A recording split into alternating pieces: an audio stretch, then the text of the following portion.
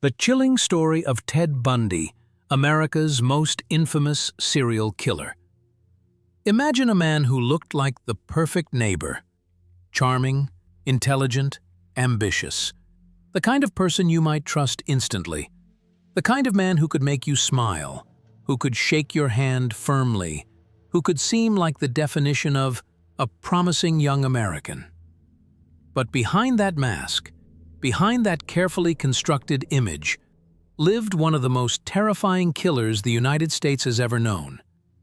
This is the story of Theodore Robert Bundy, better known as Ted Bundy. Early life and childhood. Ted Bundy was born on November 24, 1946, in Burlington, Vermont. From the very beginning, his life was wrapped in secrecy and deception. His mother, Eleanor Louise Cowell, was unmarried. In the conservative climate of 1940s America, this was seen as deeply shameful. To hide the scandal, Ted was raised for the first few years of his life believing that his grandparents were his parents, and that his mother was his sister. That confusion shaped his earliest understanding of identity. Even as a child, Ted showed signs of instability. Family members later recalled disturbing incidents. Young Ted once surrounded his aunt while she was sleeping with knives he had taken from the kitchen. There were also stories of cruelty to animals and an odd fascination with peeping through windows. Adolescence and personality. As Ted grew older, he became more socially skilled. He was not the kind of monster people might imagine. He was polite, well-spoken, even handsome. He studied at the University of Washington, majoring in psychology, and appeared to be on a promising career path. He was active in politics, volunteered at a suicide prevention hotline, and even saved lives while secretly planning to take others. Those who worked with him at the hotline described him as caring and empathetic. Ironically, one of his co-workers was Anne Rule, who would later become a famous crime author and eventually write one of the most important books about Bundy, The Stranger Beside Me. But beneath the charm, Bundy felt inferior. He wanted control. He wanted power. And by the early 1970s, those hidden desires began to turn into something horrifying. The beginning of the murders. In 1974, women in the Pacific Northwest began disappearing. The cases seemed unrelated at first. A young woman vanished while walking to her apartment. Another disappeared from her dormitory room. There were almost no clues, but there was a pattern. Bundy had developed a method.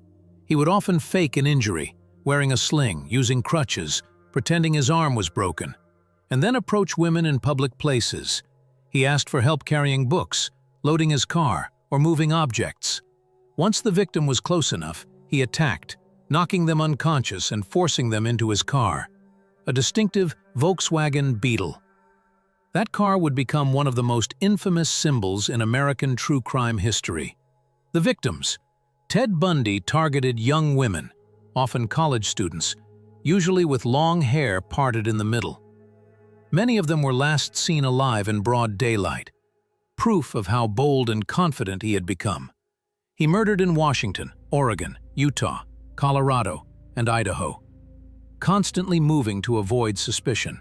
Investigators believe he killed more than 30 women, but Bundy himself hinted that the number could be much higher. Some experts think it could have been over 100. The terrifying thing about Bundy was not just his violence, it was his ability to blend in. He could be sitting in a classroom, or a coffee shop, or a library, looking perfectly ordinary while secretly planning his next attack. Escapes and manhunts. Bundy was arrested for the first time in 1975 after a police officer stopped his suspicious vehicle. Inside his car, they found masks, handcuffs, ropes, and a crowbar. But Bundy was clever. He acted calm, denied everything, and manipulated the system. Even when charged, he found ways to escape. In 1977, he leapt from a courthouse window in Colorado and disappeared for 6 days. Later that same year, he escaped again, this time cutting a hole in the ceiling of his jail cell and walking right out. His escapes turned him into a dark legend. Newspapers across the country followed the story. Every time he slipped away, women across America felt a wave of terror.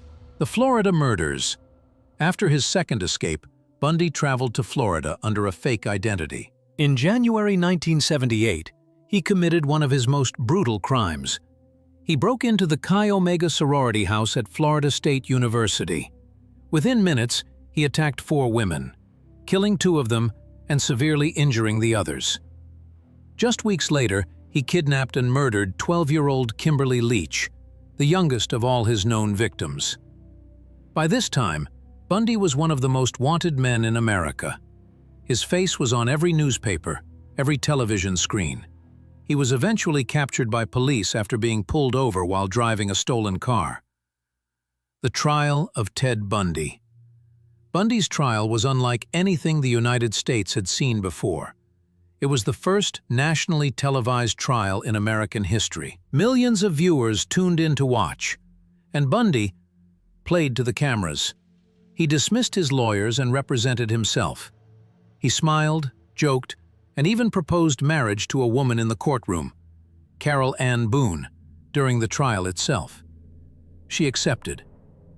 To many, it was surreal. This was a man accused of horrific murders, yet he acted like a celebrity. Women wrote him love letters. Some even showed up in court, dressed like his victims, with long dark hair parted in the middle. But behind the media circus, the evidence was undeniable. Bite mark analysis, eyewitness testimony, and forensic details tied him directly to the murders. Sentencing and death row. In 1980, Bundy was sentenced to death. He would spend the next 9 years on Florida's death row. During this time, he continued to manipulate the media. He gave interviews, tried to delay his execution, and even offered to help the FBI profile other serial killers. Psychologists studied him extensively. Some believed he was a classic psychopath, a man with no empathy, no remorse, and a bottomless hunger for control. In a series of late interviews, Bundy finally admitted to many of his crimes, though he never gave a complete account. His confessions were vague, designed to keep himself relevant and to stall his execution. Execution. On January 24, 1989, at 7:16 a.m., Ted Bundy was executed in the electric chair at Florida State Prison. Outside the prison, hundreds of people gathered. Some held signs reading, "Burn, Bundy, burn." Others cheered when the announcement of his death was made. For many, his execution marked the end of one of the darkest chapters in American crime history. Legacy. Ted Bundy remains one of the most infamous killers in the world. His story has inspired countless books, documentaries, and movies. But more importantly, it forced America to rethink how we view evil. Bundy was not a monster who looked like a monster. He was a man who looked ordinary, even admirable. And that is perhaps the most terrifying lesson, that evil can wear the face of a neighbor, a coworker, or a friend. Closing. Today, Bundy's name is a warning about manipulation, charm, and deceit. He reminds us that some of the most dangerous people are not the ones we fear at first sight,